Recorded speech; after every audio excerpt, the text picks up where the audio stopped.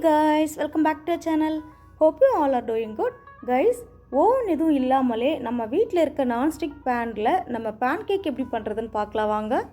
இந்த pan cake Morales கேக்கு சாப்பிட்ற மாதிரியே தான் இருக்கும். நான் கட் பண்ணி காமிக்கிறேன் பாருங்கள் எவ்வளோ சாஃப்ட் அண்ட் ஃப்ளஃபியாக இருக்குன்னு.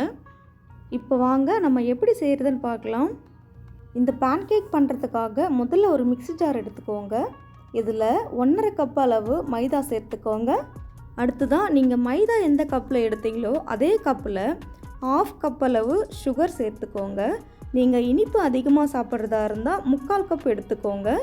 நீங்கள் இனிப்பு கம்மியாக சாப்பிட்றதா இருந்தால் 1/2 கப் சுகர் போதுமானது.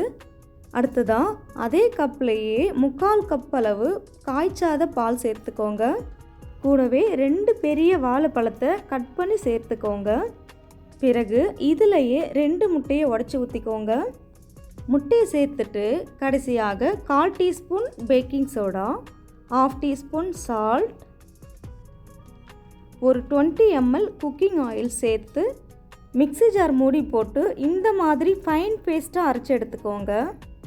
மிக்சியில் அரைக்கும் போதே இந்த மாவு இட்லி மாவு மாதிரி நல்ல திக் கன்சிஸ்டன்சியாக இருக்கான்னு செக் பண்ணிக்கோங்க. இன்கேஸ் திக்காக இல்லாமல் கொஞ்சம் தண்ணி மாதிரி இருக்குன்னா அரைக்கும் போதே கொஞ்சம் கூட மைதா அண்டு சுகர் சேர்த்து அரைச்சிக்கோங்க.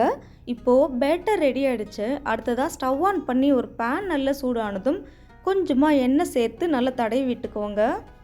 அடுத்ததாக நம்ம ரெடி பண்ணி வச்சுருக்க அந்த பேட்டரில் 2 கரண்டி அளவு பேட்டர் எடுத்து பேனில் சேர்த்துக்கோங்க. சேர்த்துட்டு ஸ்ப்ரெட் பண்ணி விடக்கூடாது, அப்படியே விட்டுடுங்க. பிறகு மூடி போட்டு ஒரு 5 மினிட்ஸ்க்கு லோ ஃப்ளேம்லேயே நல்லா குக் பண்ணுங்கள். கண்டிப்பாக லோ ஃப்ளேமில் வச்சு தான் குக் பண்ணணும். ஹை ஃப்ளேமில் இல்லை மீடியம் ஃப்ளேமில் வச்சு குக் பண்ணும்போது கருகி போயிடும். 5 மினிட்ஸ்க்கு அப்புறம் இதை திருப்பி போட்டு திரும்பவும் ஒரு 2 மினிட்ஸ்க்கு குக் பண்ணி எடுத்துக்கோங்க.